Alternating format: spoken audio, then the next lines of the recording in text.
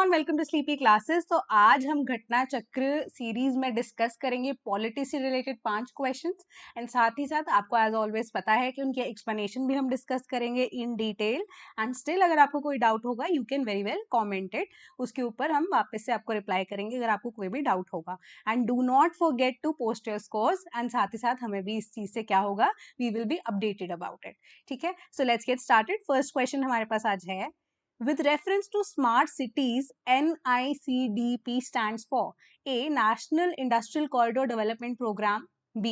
National Industrial Culture Development Program, C. Nodal International Corridor Development Program, D. Nodal Industrial Cultural Development Program। तो इसका correct answer है option number A, that is national industrial corridor development programme. तो अब ये किसके regard में हम बात कर रहे हैं? अब एक तो स्मार्ट सिटीज वाला प्रोजेक्ट है जिसमें हम सिटीज की डेवलपमेंट की बात कर रहे हैं, बट ये स्मार्ट सिटीज की जब हम डेवलपमेंट की बात कर रहे हैं, ये बात कर रहे हैं with respect to industrial sector. तो अब ये जो है काम कर रहा है विद रिगार्ड टू या इन कोलैबोरेशन विद पीएम गति शक्ति स्कीम के साथ। तो पीएम गति शक्ति स्कीम को मैं आपको जल्दी से बता देती हूँ क्या है, कि इसमें हम अपने वाटरवेज, रोडवेज एंड इवन अपने रेलवेज को हम इस हिसाब से बनाएंगे या डेवलप करेंगे कि हमें बिल्कुल ऐसा रिड्यूस करना है travel time and last mile connectivity हमें मिले। तो सिमिलर तरीके से अब नीति आयोग के साथ मिलके NICDP what is it they are doing, कि वो प्रोजेक्ट कर रहे हैं या बना रहे हैं कुछ इंडस्ट्रियल कॉरिडोर के प्रोजेक्ट्स को लॉन्च करेंगे। एंड इन प्रोजेक्ट्स के अंदर हमारे पास 11 इंडस्ट्रियल कॉरिडोर्स होंगे जिसमें 32 नोड्स या प्रोजेक्ट्स हैं।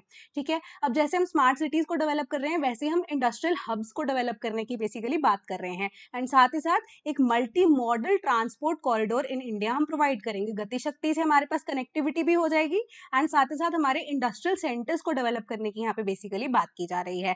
एंड NICDP जो है वो करेगी क्या, वो इस सबको मॉनिटर करने वाली है। एंड साथ ही साथ नीति आयोग जो है उसके अंडर ये सारा का सारा काम होगा। नीति आयोग क्या करेगी, डिफरेंट प्रोजेक्ट्स को मैप करेगी कि वो इंडस्ट्रियल प्रोजेक्ट्स होंगे, फ्रेट प्रोजेक्ट्स होंगे, डिफेंस कॉरिडोर्स होंगे, पीएम मित्रा पार्क्स को भी डेवलप किया जाएगा, मेडिकल सेंटर्स भी बनाए जाएंगे, फार्मा, लॉजिस्टिक पार्क, सब कुछ जो है पीएम गति शक्ति के अंडर लेके आया जाएगा। So next question we have is कि mission Vatsalya scheme has been in news recently, consider the following statements and answer accordingly. First, mission Vatsalya is an umbrella scheme of centrally sponsored scheme जिसको हम बोलते हैं for child protection services in the country. Second, Mission Vatsalya scheme in partnership with states and districts will execute a 24/7 helpline service for children as defined under Juvenile Justice Act 2015. Select करना है आपको correct code A 1 only, B 2 only, C both 1 and 2, D none of the above. तो इसका correct answer है option number C, कि दोनों की दोनों जो स्टेटमेंट्स है बिल्कुल करेक्ट स्टेटमेंट है। तो अब मिशन वात्सल्य जो है ना बेसिकली एक अम्ब्रेला स्कीम है, यानी कि सेंट्रल गवर्नमेंट की तरफ से एक स्पॉन्सर्ड स्कीम है ताकि जो चिल्ड्रन है उन्हें प्रोटेक्ट किया जा सके एंड उनकी प्रोटेक्शन के लिए जो सर्विसेज है उन्हें लॉन्च किया गया है कंट्री वाइड लेवल पे। अब ये स्टेट्स में भी काम करेगी, सेंट्रल लेवल पे भी काम करेगी। ठीक है, अब इसका क्या काम रहेगा कि जो बच्चे हैं उनको एक happy and healthy childhood provide किया जा सके एंड उनको फुल अपॉर्चुनिटीज प्रोवाइड की जा सके ताकि वो अपने पोटेंशियल को डिस्कवर करें, साथ ही साथ उनको एक सस्टेन्ड मैनर में फ्लरिश करने का मौका मिलेगा। तो अब सेंट्रल लेवल पे जो है ये स्कीम लॉन्च हुई है तो स्टेट्स को फंड्स भी जाएंगे, है ना। तो जो फंड्स टू स्टेट्स है वो भी they will be approve to the mission Vatsalya project only.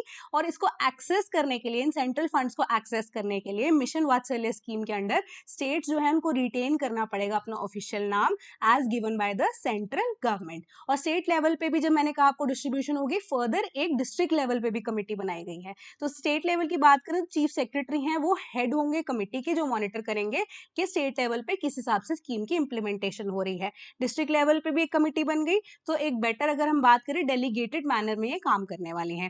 Mission Vatsalya scheme जो है वो स्टेट अडॉप्शन रिसोर्सेज, जब हम स्टेट्स की बात कर रहे हैं, सेंट्रल लेवल पे सेंट्रल अडॉप्शन रिसोर्सेज अथॉरिटी जो है वो प्रमोट करेगी कि कंट्री में इसकी अडॉप्शन भी हो और प्रॉपर तरीके से इसकी रेगुलेशन भी हो। अब स्टेट गवर्नमेंट को एक काम दिया है सेंट्रल गवर्नमेंट ने कि हर एक चाइल्ड केयर जो इंस्टीट्यूशन सेटअप किया जाएगा उसकी ग्रेडिंग हो एक फिक्स इंटरवल के बेसिस पे एंड साथ ही साथ एक 24/7 जो हेल्पलाइन है सर्विस फॉर चिल्ड्रन उसको भी स्टैब्लिश किया जाएगा।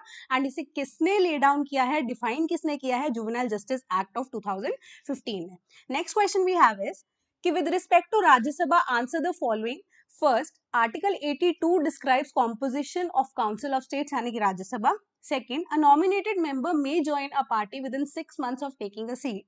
Third, nominated members should have special knowledge of art, literature, science, etc. With respect to the following statements, which of the statements are correct? A, 1 and 3 only. B, 2 and 3 only. C, 1 and 2 only. D, all of the above. तो इसका correct answer है option number B, that is statement number 2 and 3 are correct. क्यों? क्योंकि यहाँ पे हम article की बात कर रहे हैं. आर्टिकल यहाँ पे आपको गलत दिया गया है. 82 आर्टिकल नहीं है, आर्टिकल 80 जो है वो डिस्क्राइब कर रहा है composition of council of states. तो अब क्या है हमारे पास स्ट्रेंथ? 245 की स्ट्रेंथ रहती है. 12 नॉमिनेटेड मेंबर्स हैं जिनको प्रेसिडेंट अपॉइंट करते हैं, ये नॉमिनेट करते हैं, सॉरी, ठीक है. एंड 233 जो है representatives of the state and union territories, कौन से? ऑफ दिल्ली एंड पुडुचेरी भी इसमें इंक्लूडेड होते हैं. आर्टिकल 80 सब क्लॉज 3 में कहा गया है कि जो 12 नॉमिनेटेड मेंबर हैं उनको स्पेशल नॉलेज होनी चाहिए या प्रैक्टिकल एक्सपीरियंस होना चाहिए of art, literature, science etcetera. और कोई भी नॉमिनेटेड मेंबर है वो with in holding a seat for 6 months वो किसी और पार्टी को या किसी पार्टी को ज्वाइन कर सकते हैं, क्योंकि एक नॉमिनेटेड मेंबर है ना, तो उनको प्रेसिडेंट ने नॉमिनेट किया है, right. So they can join a party within 6 months of taking a seat. और जो राज्यसभा है एमपीज के या आर इलेक्टेड बाय एमएलएस या थ्रू इनडायरेक्ट इलेक्शन जिसको हम बोलते हैं. Next question we have is, who has been selected as India's new sherpa for G20? A Rajeshwar Rao, B Suman Bery, C Parameswaran Iyer, D Amitabh Kant. तो इसका करेक्ट आंसर है option number D, Amitabh Kant. तो अमिताभ कांत जो है फॉर्मर नीति आयोग के सीईओ रह चुके हैं. अब वो इंडिया के न्यू शेरपा उन्हें घोषित किया है इस बार की टर्म के लिए फॉर G20. ठीक है. अब शेरपा क्या है? शेरपा एक पर्सनल रिप्रेजेंटेटिव होता है कि जो इंडिया को या लीड करेंगे या रिप्रेजेंट करेंगे एक इंटरनेशनल समिट में. कोई भी मीटिंग हो, जैसे G8 हो गई, G20 हो गई, न्यूक्लियर सिक्योरिटी समिट हो गया. तो अब शेरपा जो टर्म है, नेपालीज या नेपाली जब हम बोलते हैं शेरपा पीपल को के साथ ही अगर हम बात करें, उनसे ली गई है, उनको अडॉप्ट उनसे की गई है. क्यों? क्योंकि ये गाइड करते हैं, जो शेरपा होते हैं जिनको हम पोर्टर्स भी बोलते हैं, वो गाइड करते हैं माउंटेनियर्स को हिमालयाज में. सिमिलरली अब अगर कोई भी ऐसी मीटिंग होगी, दे विल गाइड या represent India at an international या ग्लोबल लेवल. तो शेरपा जो टर्म है वहां से हमने उठाई है. अब इनका क्या काम रहता है कि प्लानिंग के लिए हेल्प करेंगे, नेगोशिएशन में हेल्प करेंगे, इम्प्लीमेंटेशन ऑफ द टास्क में हेल्प करेंगे थ्रू द समिट. और शेरपा जो है एक सिंगल ही होगा पर member country for the summit, and उसको असिस्ट करने के लिए बहुत सारे शेरपाज होंगे. ठीक है. So last question we have is, government of India constituted Rohini commission for a assessment of EWS population, B sub categorization of OBCs, C sub categorization of SCs, D none of the above. तो इसका correct answer है option number B, that is sub categorisation of OBCs. तो government ने constitute की थी Rohini commission 2017 में. कौन से आर्टिकल के अंदर? आर्टिकल 340 के अंदर. अब आर्टिकल 340 क्या कह रहा है कि प्रेसिडेंट जो है अपॉइंट कर सकते हैं कमीशन जिससे इन्वेस्टिगेट किया जा सकता है conditions of socially and educationally backward classes. अब आर्ग्यूमेंट सब कैटेगराइजेशन का या creating categories with in the OBCs for reservation के लिए ये चीज होगी, एंड दैट विल इंश्योर या it will require equitable distribution of representation among all the OBC communities, के सबको इक्विटेबल रिप्रेजेंटेशन मिले. इसीलिए रिक्वायरमेंट थी कि रोहिणी कमीशन को फर्दर सब कैटेगराइजेशन के लिए स्टैब्लिश किया गया 2017 में, एंड रिसेंटली उन्होंने अपनी रिपोर्ट जो दी है. ठीक है. एंड ओबीसीज की जब हम कैटेगराइजेशन की बात करते हैं, उसकी नीड क्या पड़ी हमें, है ना, कि उनको 27% reservation in the jobs and education under the central government मिली है, तो उनकी सब कैटेगराइजेशन एक प्रॉपर तरीके से इक्विटेबल रिप्रेजेंटेशन में जरूरी थी. साथ ही साथ इट इज परसीव कि एक फ्यू एफ्लुएंट कम्युनिटीज जो थी सेंट्रल लिस्ट ऑफ ओबीसीज में, उनको major part of this reservation का फायदा मिला होगा.